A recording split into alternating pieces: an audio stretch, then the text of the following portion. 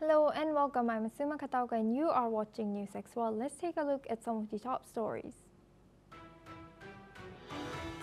German Chancellor Friedrich Merz has announced that Germany will hold the export of military equipment to Israel that could be used in its full-scale operations in Gaza. This comes as a response to Israel's plan for a full-scale military takeover. Merz has said the move reflects Germany's deep concern over the humanitarian impact and escalating violence in the Gaza Strip.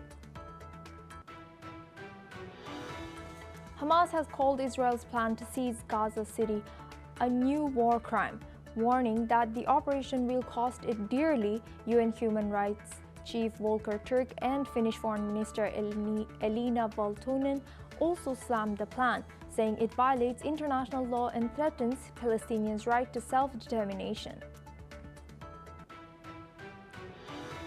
Malaysia will lead an ASEAN delegation to Myanmar next month, following the junta's lifting of its state of emergency, according to Malaysian Foreign Minister Muhammad Hassan. The mission aims to reinvigorate regional diplomatic efforts to address Myanmar's escalating conflict and humanitarian crisis. President Xi Jinping has told Russian President Vladimir Putin that China welcomes renewed US-Russia talks. According to Chinese state media, President Trump, who is pushing for an end to the Ukraine-Russia conflict, has indicated a future meeting with President Putin could happen without prior talks with Ukrainian President Zelensky, with the UAE being considered as a venue.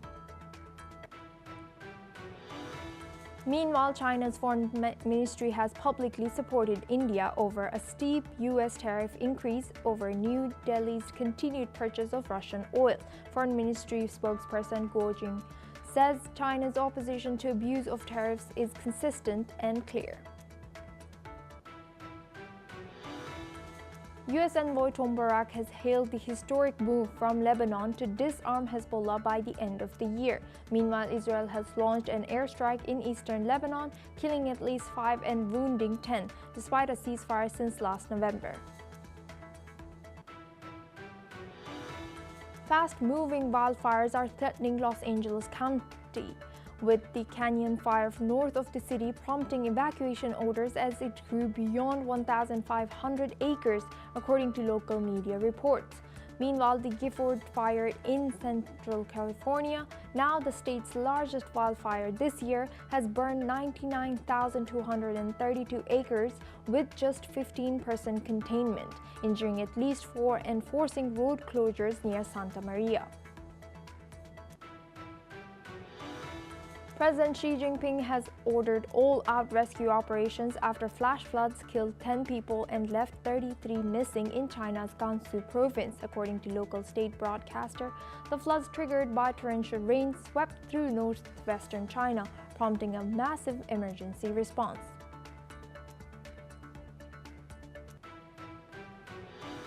Chinese President Xi Jinping has spoken by phone with Russian President Vladimir Putin, telling him he is glad to see Moscow and Washington maintaining dialogue despite their differences. Xi said China wants to see Russia and the United States improve relations and work towards a political settlement of the Ukrainian crisis. According to state broadcaster CCTV, Xi has reaffirmed China's commitment to promoting peace talks between Russia and Ukraine. Both leaders also agreed to work together to further develop China-Russia relations.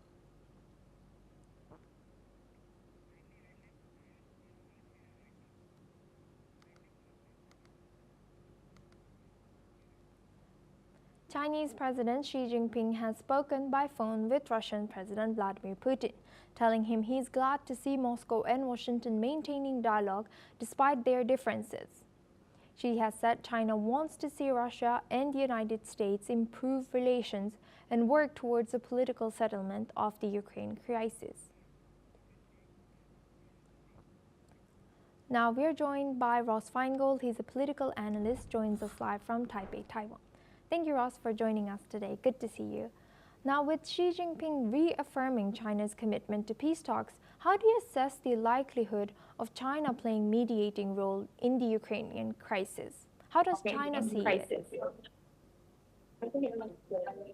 That's a really interesting question because if we go back to the start of the war in February of 2022, there was hope from Ukraine and other stakeholders that China would play a middleman role. Now, at the time, there was hope for a number of different possibilities for a middleman. There was talk about Turkey, there was talk about United Nations, there was even talk about Israel playing that role. But ultimately, China did not play that role, which is fairly consistent with China's historical foreign policy. They typically don't involve themselves, although in recent years that's starting to change, such as when China intermediated between Saudi Arabia and Iran.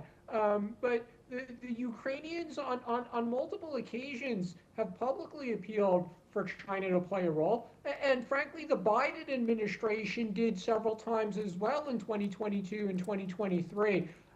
Is China really willing to do that in 2025? I think that's an open question. But at this point in time, I don't think Ukraine is still hoping for China to play that role. Clearly, Ukraine and President Zelensky at the moment are hoping that President Trump will play that role. And Ross, now could this cooperation with Russia complicate China's relations with its Western countries, especially US and EU? The EU and the United States, they've had to face the reality, which is China is going to continue its strong relationship with Russia. It's going to continue to purchase energy from Russia. It's going to continue to export manufactured goods to Russia. And sometimes that manifests itself with public bilateral in-person meetings between Xi Jinping and Vladimir Putin. So no amount of complaining by Europe or previously the Biden administration has changed that. And frankly, President Trump, at least in his first 6 months or so in office, he hasn't personally made an issue. We haven't really heard President Trump calling out Xi Jinping for continuing a relationship with Russia. So I think the stakeholders here in Europe and the United States, and specifically President Trump, they've come to accept that reality. Thank you, Ross, for sharing that insight. Please stay with us as we come back to you for our next discussion as well. Now, EU Chief Ursula von der Leyen is calling on Israel to rethink its plan to expand military control over Gaza.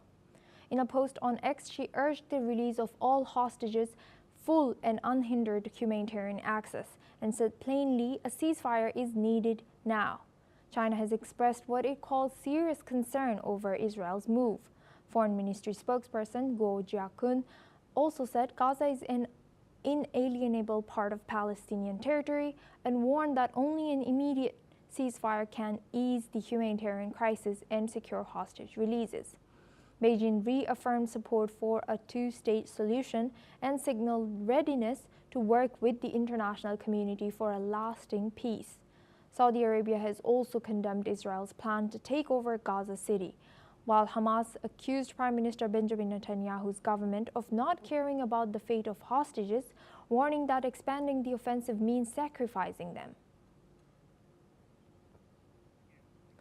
Now we're joined by Ross Feingold. He's a political analyst, joins us live from Taiwan. Thank you, Ross, for staying with us. Now, could this global criticism lead to any significant policy shifts from Israel? The interesting thing there is clearly the international criticism about the food situation and potential widespread famine in Gaza did have some effect on Prime Minister Netanyahu and his government in recent weeks, and they agreed to allow more trucks with aid to enter Gaza, including trucks from Egypt. They also allowed airdrops by various countries of aid as well. But at least as of the moment, when it comes to military planning, when it comes to how to militarily defeat Hamas in the absence of a willingness by Hamas to surrender, when it comes to those military considerations, clearly at the moment, Prime Minister Netanyahu is immune to international criticism. Yes, and building on that now, given the international pressure also from the EU, now China and Saudi Arabia, How do you think Israel will respond to calls for a ceasefire and rethinking of its military strategy in Gaza? Now, with China emphasizing the need for two-state solution and calling for immediate action, how do you assess the role of international players? Again, when it comes to the military decision that was made in recent hours, at least as of now, it's clear that international criticism is not going to change Netanyahu's military decision. Again, it did seem to move his decision on the amount of humanitarian aid that could enter into Gaza. But going forward, as Israel begins this military operation, again, we'll have to see whether or not Netanyahu becomes more susceptible to international criticism like he did when it came to food aid. But the key thing at the moment is no amount of international criticism appears to influence Netanyahu's military policy decision. And yes, there's going to be a lot more international criticism in the coming hours and days if and when Israel begins this military operation. Thank you very much, Ross Feingold, for joining us and sharing your insight as a political analyst all the way from Taiwan. Now we move on to our next news. As per the Ministry of External Affairs of India, Prime Minister Narendra Modi has spoken by phone with Russian President Vladimir Putin. The Kremlin briefed him on the latest developments in Ukraine. According to the Prime Minister's office, Modi thanked Putin for his assessment and reiterated India's consistent call for a peaceful resolution to the conflict. The two leaders also viewed progress in their bilateral agenda and reaffirmed their commitment to strengthening the India-Russia special and privileged strategic partnership. Prime Minister Modi has invited President Putin to visit India later this year for the 23rd annual summit between the two nations. Now we're joined by Glenn Grant. He's an ex-advisor to Ukrainian Defense Minister, joins us live from Riga. Thank you, Glenn, for joining us today. Good to see you. Yeah, thank you. Thank you. Now, what's your reaction about this India-Russia relations? Well, frankly, as having followed the Ukraine war from the beginning and seen everything that Russia's done, I'm disgusted. I think that Modi is showing no human values whatsoever. And I don't believe that India or Indian population in general have a view that money is more important than humanity. But that seems to be how Modi sees it. Thank you for sharing that. And do you think could this stance by India create any tensions between India and Western powers who are more critical of Russia's actions in Ukraine? Yes, I do. I mean, and you've seen that Trump has already raised the tariff against India buying oil, and I don't think that many Western countries will be particularly pleased at Modi's actions at all. They may accept them, but it's not going to actually to endear him to them at all. Nor, I would add, to the Ukrainians. And now, what does this India's push while continuing to buy Russian oil, and also but signifying that there should be a peaceful resolution to the Ukraine conflict, signify about its foreign policy, particularly in relations to Russia? Well, I mean, there's two things. I mean, they're buying Russian oil to make money. Let's be blunt about it. It's completely mercenary. That's the first thing. But I mean, India's had a long relationship with Russia. But you know, when your friends start going out and killing people, murdering people, raping people, then you have to, you know, question yourself about, you know, who you are. I mean, people say you're known by your friends. And if India wants to keep this relationship going, I wonder whether it's as much friendship with Russia as hate against the United States, because usually those two things go hand in hand. Thank you very much, Glenn, for joining us today and sharing that insight. Please stay with us as we come back to you. Now we move on. Polish Prime Minister Donald Tusk says a ceasefire may be closer than expected. There may be a pause coming in the Russia-Ukraine war. He spoke with Ukrainian President Volodymyr Zelensky, who remains cautious but hopeful. Tusk said European nations like Poland could help shape a future peace deal. This comes as the Kremlin confirms a meeting between President Putin and Donald Trump in the coming days. President Trump is seeking a diplomatic breakthrough after expressing growing frustration with President Putin and threatening new sanctions. Let's take a listen to what U.S. President Trump has said. Is your deadline still standing for Vladimir Putin to agree to a ceasefire tomorrow, or is that fluid now? It's going to be up to him. We're going to see what he has to say. It's going to be up to him. Very disappointing. Meanwhile, Zelensky stressed that strong security partnerships with Europe are essential and that peace, even if temporary, is now within reach. Let's listen into what Ukrainian President Volodymyr Zelensky has said. Всі рішення, які будуть ухвалюватись, щоб закінчити цю війну, щоб гарантувати безпеку, дійсно стосуються всієї Європи, а не когось одного. Тому голос Європи має впливати на процеси, і ми домовляємось з нашими європейськими лідерами щодо наших розмов та наших зустрічей, щоб узгодити всі позиції. Також щодо роботи кожного з нас з іншими лідерами, щоб позиції Європи були захищені. Ми плануємо деякі зустрічі на континенті. Now we're joined by Glenn Grant. He's an ex-advisor and to Ukrainian Defense Minister. Thank you, Glenn, for staying with us. Now, what's your reaction about this news? Well, I think the first thing is that everybody must understand that ceasefire is not peace. A ceasefire will be it's a political activity that countries use more often than not so they can regroup and then come back again and fight. But Zelensky seems to equate the two things, that if you get the ceasefire, you get a chance to actually to get peace. I don't see this, and I don't see it because Putin has made it very, very clear that unless he gets what he wants, which is the lands that he wants within Ukraine, and also Ukraine effectively part of Russia, that he's going to continue the war. And he's shown no interest in doing anything else.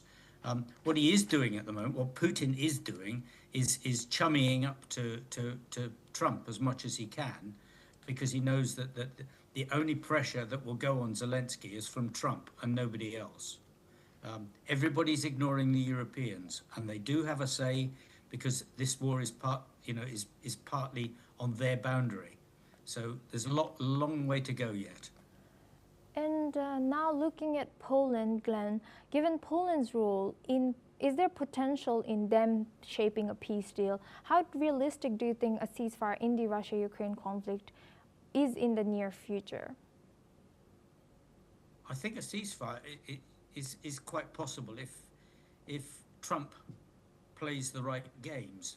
But Trump then has to actually to make Putin understand that if there is no ceasefire, that Trump will hand over every single thing that Ukraine needs to actually to prosecute the war. But I don't see Trump doing that. I think Tusk is just being hopeful. He's talking up the game, so to speak. I don't see much change coming because Putin doesn't want this. All Putin wants is to be seen as still being a great leader. And when he gets to talk to Trump, that's recognition that to his people inside, that he is still the great leader. I think it's a very dangerous movement on the part of Trump. Thank you very much, Glenn, for joining us today and sharing your insight. Now we move on to our next news. China has issued a sharp warning to Washington over reported plans for U.S. congressional delegation to visit Taiwan in August. Defense Ministry spokesperson Senior Colonel Jiang Bin said Taiwan is an inalienable part of China's territory and that Beijing firmly opposes any form of official exchanges between the United States and the Taiwan region. Let's listen into what he had to say. 世界上只有一个中国，台湾是中国领土不可分割的一部分。中方一贯坚决反对美台开展任何形式的官方往来。我们要求美方恪守一个中国原则和中美3个联合公报规定，切实履行不支持台独的承诺，停止与中国台湾地区开展任何形式的官方往来和军事联系，停止纵容支持台独分裂势力。解放军时刻保持高度戒备，坚决捍卫国家主权和领土。 Jiang's remarks come amid reports that the chairman of the U.S. Senate Armed Services Committee may lead the trip, the first such visit by a senator in that position since 2016. He urged the U.S. to strictly follow the One China principle and the provisions of the three China-U.S. joint communiques, honor its pledge not to support Taiwan independence and end all forms of official and military contact with the island. The spokesperson accused Washington of conniving and at supporting separatist forces in Taiwan and warned that the People's Liberation Army will stay on high alert at all times, ready to take resolute measures to defend China's sovereignty and territorial integrity. Now we're joined by Andrew K.P. Long. He's a China strategist, joins us live from London. Thank you, Andrew, for joining us today. Good to see you. Now, do you think could this influence the U.S. Congress's decision to send a delegation or not? Very dangerous move. It's not the first dangerous move. Think about the last high-level visit by Nancy.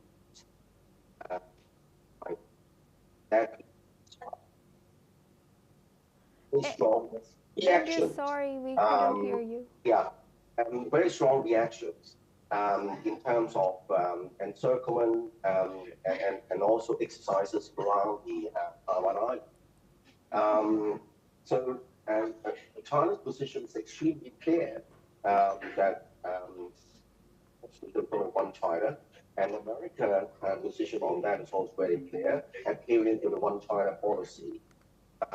But on the other hand, trying to play Taiwan card by pushing the envelope, contributing Taiwan last time intensity, but also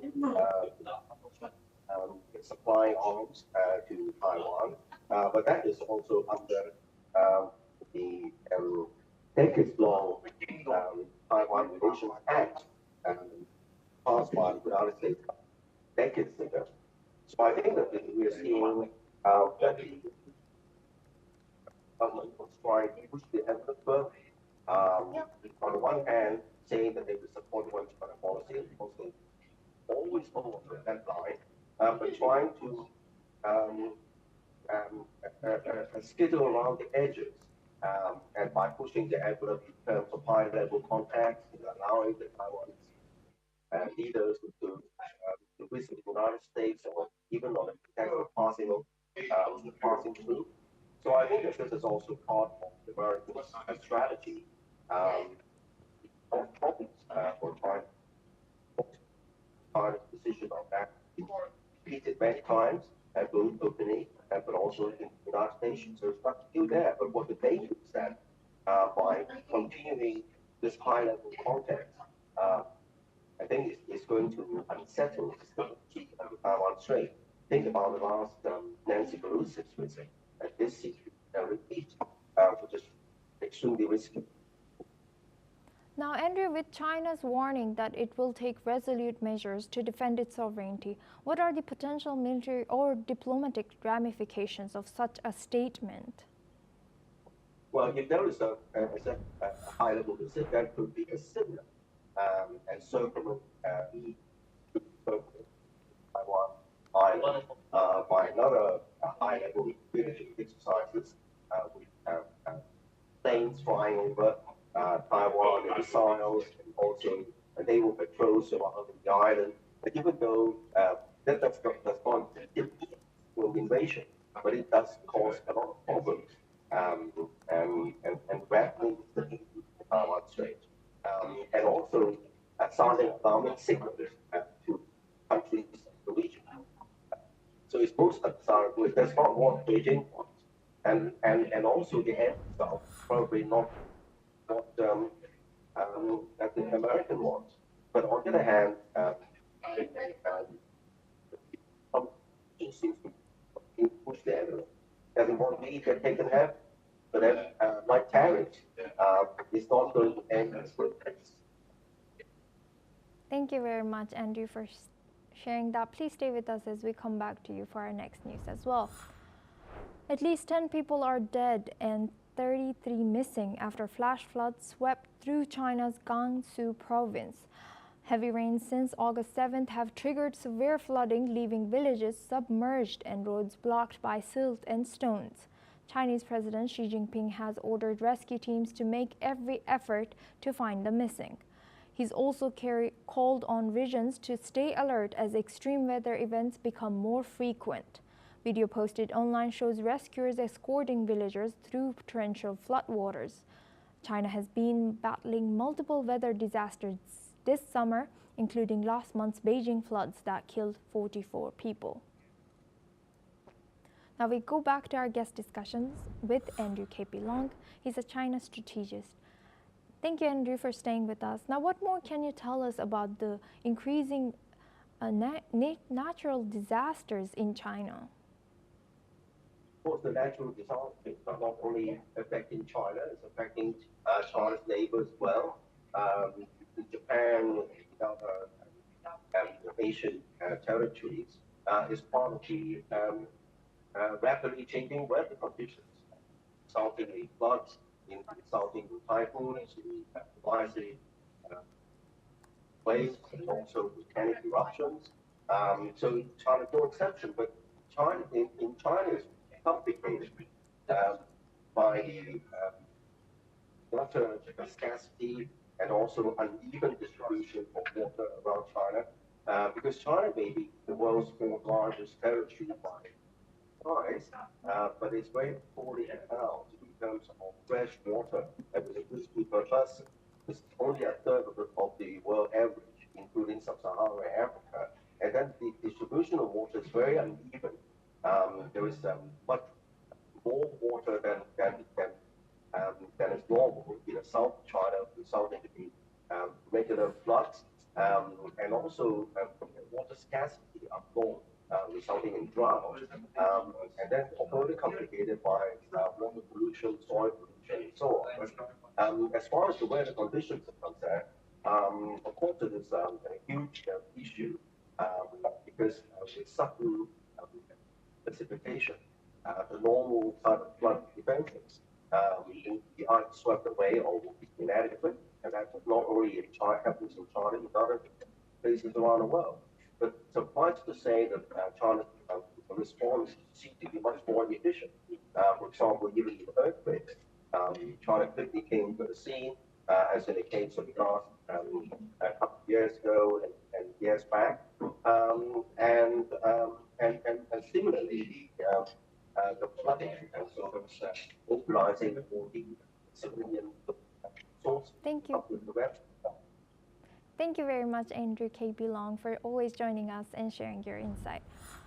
Well, that's all we have time for. We will continue to bring more news updates from around the world.